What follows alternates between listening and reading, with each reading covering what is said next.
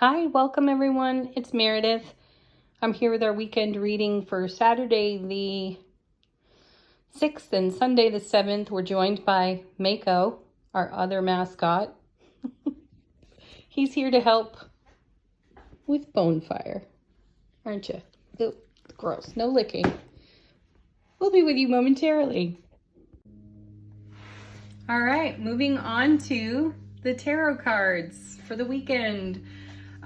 We are starting off with Sacred Traveler Oracle. This card is great guidance for what doorways of opportunity are open for us this weekend. And our card is Gates of Triumph.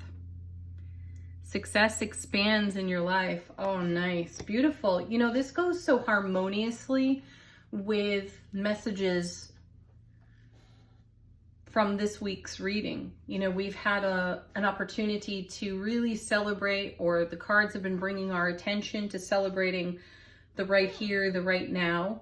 At the horizon we've arrived upon, we have been informed that new doorways are opening on still a further horizon for us, that we're so grounded to the now that there's a grace and an ease and no sense of urgency whatsoever for moving to the next horizon. It's more a celebration of our happiness here and a deep inner knowing of how that happiness and success expands organically, authentically for us.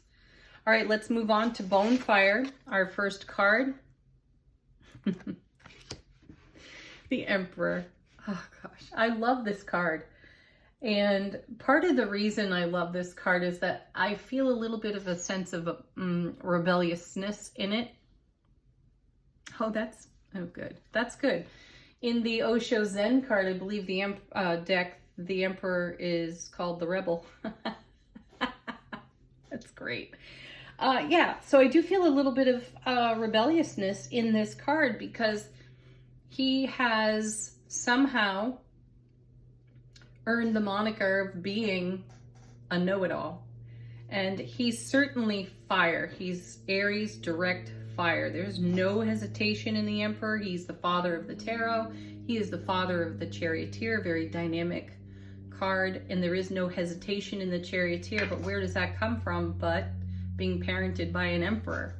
And I feel that the Emperor's presence here right now is a celebration of this success that we're seeing in the Oracle card, and the message on repeat of really celebrating this horizon and just deeply knowing from the inside of our heart space that a new horizon is emerging for us. And isn't it sweet to move there with grace and no sense of urgency?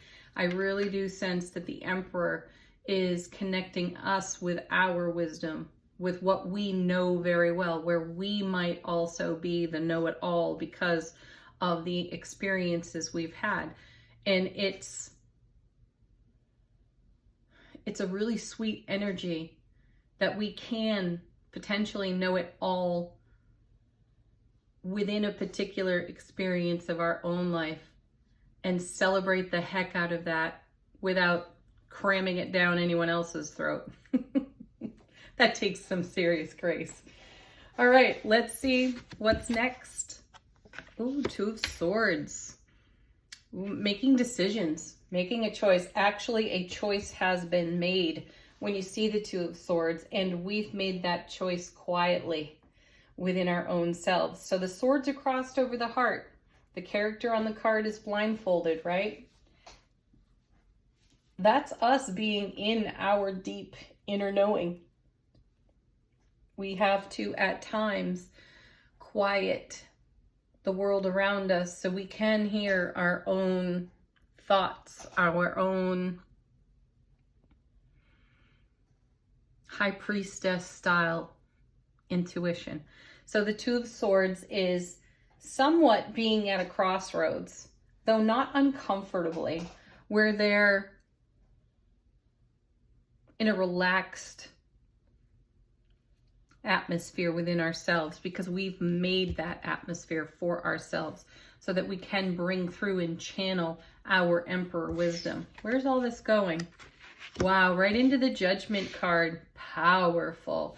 Okay, so circumstances, situations may have presented recently within the past 48 hours or so. Not that I ever do timing like that. That's just intuitively what's coming to me at the moment. But very recent events have had us in reflection, in review. And the Judgment card brings us an opportunity to run our fingers through a situation again. So I feel reconsideration. I feel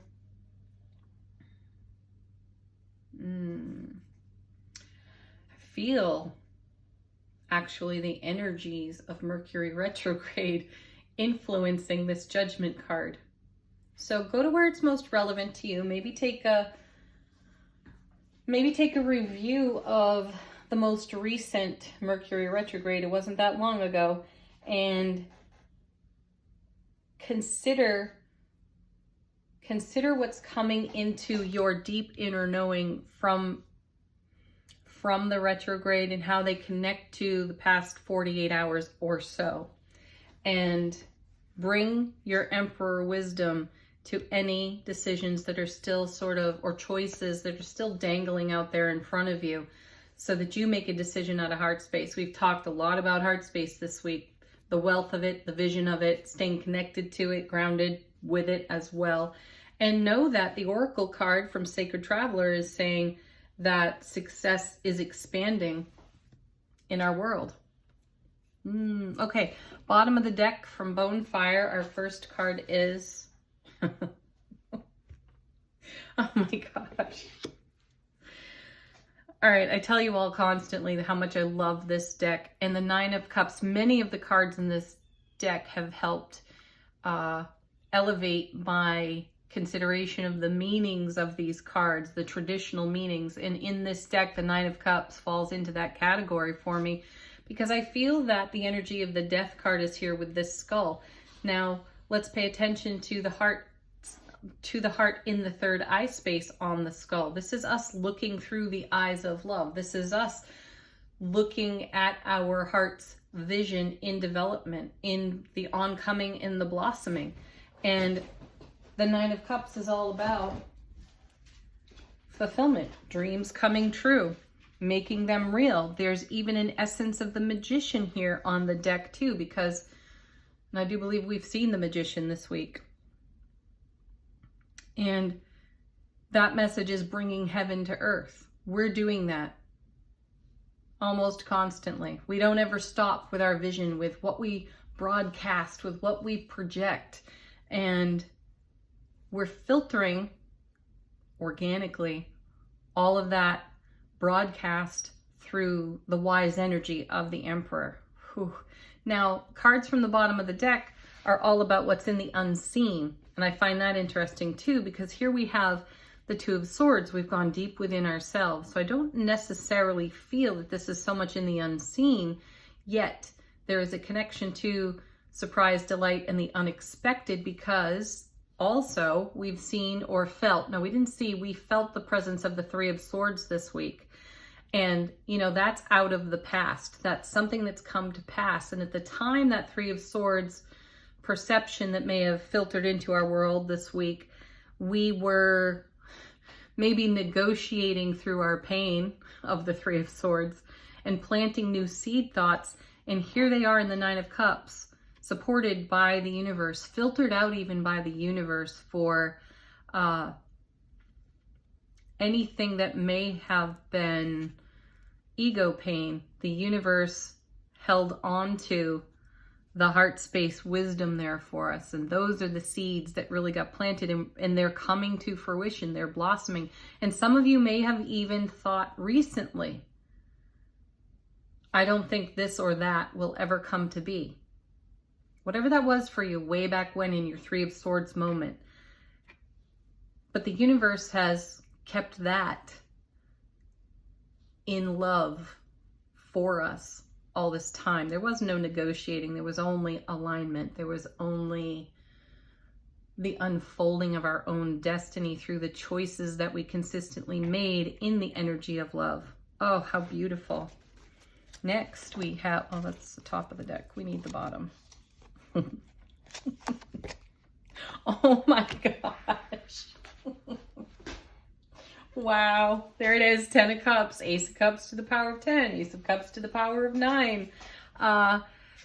Is it all worth a review? Is it all worth the walk down memory lane, the reconsideration, the celebration of this current horizon, and the rainbow energy, a bridge from then to now, from whatever your then in the Three of Swords was to the now. So this is showing in the unseen, surprise, delight, the unexpected of seed thoughts planted long ago, some of them forgotten, some of them we may still be, as I just said, wondering, will this ever come to be? Will this ever come to pass? So then we have consecutive cards in the 9 and the 10.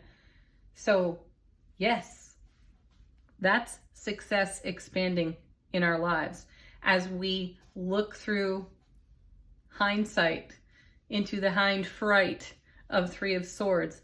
And isn't it so beautiful what comes out of the influence of the Three of Swords, how we choose to find our grit, our strength to go deep within Two of Swords and make a new decision, and to do that in the energy of the Emperor. Wow. All right, next card from the bottom of the deck. And by golly, we'll hang on to it too, because there's the 7 of Wands. This is bringing heaven to earth, and there's the suggestion here in the 7 that this is a ferocity. You know, we will fiercely protect and defend. Perhaps at the time we were experiencing that old Three of Swords, maybe even some tower energy. Maybe a tower was coming down for us. Quite likely it was.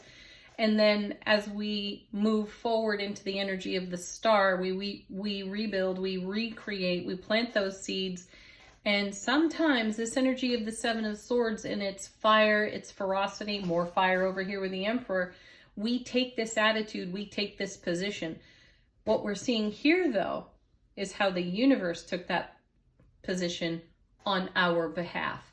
And also we can take the message from this 7 of Swords too, that the universe may be showing us how we may not pass, we may not go forward, because this leg of the journey is so important to our successful expansion. So to those of us who are looking at some of the aspects of our life that have not yet come to fruition on the foundation, know that the universe is keeping that in love, in heart space on our behalf, and even in a way, lovingly defending how we might potentially tear it down through the voice of our own ego.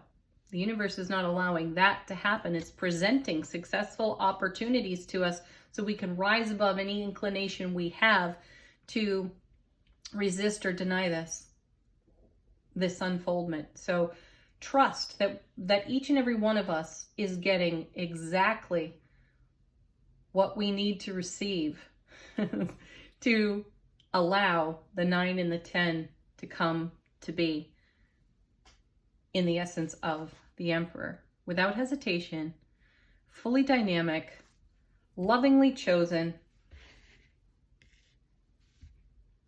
and considered, reconsidered, and reconsidered. Beautiful, beautiful energy for us. All right, let's do angel answers. This is your opportunity to ask a question, have a fresh message.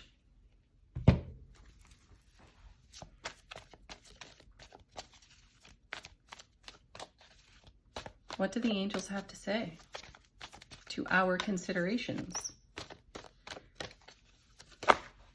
I love when that happens. Listen to your intuition. Well, heck yeah.